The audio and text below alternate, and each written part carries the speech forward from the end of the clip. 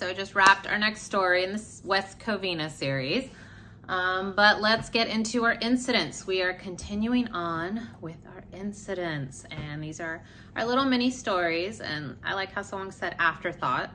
But yes, afterthoughts that come up after, you know, I've already done the story. Like Johnny Depp, that was a huge one. I can't believe I forgot that, but that will probably be our next incidents. But this one is, I guess I'm gonna call this one gas pump. This was when we were, you know, looking for a place to live. Ryan had just gotten back, you know, from prison, and we were staying with Frank and Diane, and we would drive down to the South Bay, you know, on weekends to basically apartment hunt. And we were staying in like these sleazy motels in Hawthorne and Torrance and El Segundo, which is right by LAX, but like a lot of heavy drug traffic in the area, prostitutes. Like we'd stay in hotels and you could see there's like hookers, you know, hanging out with their Johns or whatever. And you know, good times, but we were together and that didn't faze us. And that's like Ryan's environment anyway, to be honest. He would point out all the hookers to me, of course. Oh, or the drug deals. Oh, that's a hooker right there. That's a prostitute. I'm like, thanks for letting me know. I don't really care. But you know, we were apartment hunting and we had Diane's little X3, our car. And, you know, one day we went up to a gas station because we needed gas. And, you know, Ryan would get out and go pump the gas and all that, clean the windshield or whatever. I would do that part, actually. He wouldn't do that. I would do that part. But go get cigarettes or whatever the hell he needed. Cigarettes, a Monster. Those like were his staples, you know, his essentials. His cigarettes, Newport 100s, and his Monsters. You know, and it's typical. I'm on my phone. Nico's in the back in his car seat, and we're gonna go look at more apartments. And you know, it's a typical like Saturday. And you know, Ryan gets back in the car after pumping gas, and we just start having a conversation. We're talking, and you know, he starts driving off, but we like get jerked, and it's like this loud like explosion boom noise, and it's like, what the fuck? And then we're like, what the hell is going on? Are we like getting bombed at, you know, LAX is closed. We were in El Segundo when this happened. And we're like, what the fuck was that? You know, like it kind of like, it felt like an earthquake also. Like like the ground shook. And we both like turned to the right over our shoulder, and I fucking kid you not, I could not believe it. Ryan had driven off with the gas pump still in our gas tank. He drove off with the motherfucking pump, man, and it ripped off the whole pump. And I was like, oh my God, what the fuck? And Ryan just turns white. He looks fucking scared as fuck. And you see like dude running out of the little store, some shorter Mexican guy, and he's like, stop, stop, stop, you know, like, you need to pull over. Like, he looks pissed, and I'm like, oh my God, here we fucking go. What the fuck now? So he's, you know, like, what happened? And Ryan gets out of the car, and he's like, I don't know. Like, Ryan gets choked up, and it's rare to see Ryan choked up like that.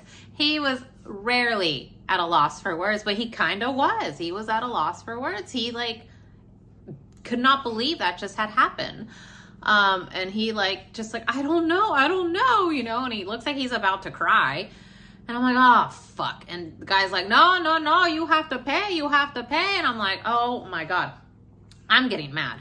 And I'm like, what the fuck, you know? So, and Nico's like, what's going on? You know, obviously he can feel our energy and sense like, and he sees what's going on. Like, what the hell? I get out of the car at this point because I'm just getting irritated and pissed. And guy like has a notepad and pen, and he's writing down, you know, like our license plate. And he's like, you pay. And Ryan's like, okay, I don't know. I have no money. Like, what do you want me to do? I don't have money, you know, like, but okay, I guess, you know, I'll figure it out. And then somehow I get out. I'm like, I'm going to talk to this guy in Spanish. I get out. And somehow, you know, I convinced the guy to let us go. Like, he didn't want to let us go. He basically was like, no, you have to stay. I'm calling police. And I was like, oh my God, this is crazy. And I start talking to him in Spanish, and I convinced dude to let us go. Not like I was trying to flirt with him or be nice. I think I put on bitch mode. I went bitchy on him. And I said, what? You can't make us stay here. I'm like, this is like a Shell gas station. You guys are like $1 billion corporation, and you're trying to make us pay for this gas pump. Don't you have insurance or something that covers shit like this? You have to. I'm like, no, we're not paying. And, you know, dude basically is like, okay. Basically tells me, fine, you guys can go. And that's what happened. Ryan couldn't believe it. I said, okay. He said we can leave. And he's like, what?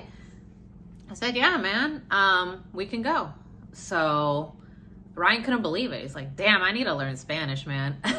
But dude basically let us go. And, you know, we get back in the car. I don't know, Ryan has to, like, they're taking the gas pump out of our tank. And it's just everyone was staring. So it was pretty embarrassing. And I know Ryan was really embarrassed. And when Ryan gets embarrassed, that's like was really hard on him.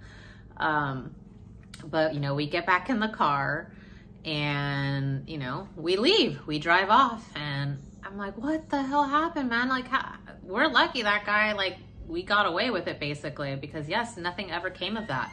I was expecting, you know, like, okay, maybe he said we could leave, but like the owner's gonna eventually find us from our license plate or the camera. No, nothing ever came of that. Sorry, that's Wylan. Nothing ever came of that, and we pretty much got to leave. So I couldn't believe it, but I asked Ryan, I'm like, what was going on? And he's like, I've actually done that before. So that wasn't the first time he's ever done something like that. That was the first and last time. That's never happened to me. But always be careful. You know, I always check sometimes now, like double check, because I'm like, I remember that situation, or incidents. And, I always kind of check and I think of him. So it's a nice little reminder, that story. But make sure before you drive off that gas pump isn't in your gas tank. But we got lucky, man, because maybe we should have had to pay for that. I don't know, but nothing ever came of it, and I'm really surprised. But, you know, in the future, I would tease him about that, and we laughed about it eventually. But that day, you know, I've never seen him at a loss for words like that, and pretty embarrassed, but that was that. And we continued on with our apartment searching, and no, that never happened again. Car accidents and things like that happened, but the gas pump, that was the one and only time. And that's it, guys. So that's it for our little incidents today. I'll be doing hopefully one of these once a week, but the Johnny Depp one will be next week. So until then, thank you, love you, and of course, palabra.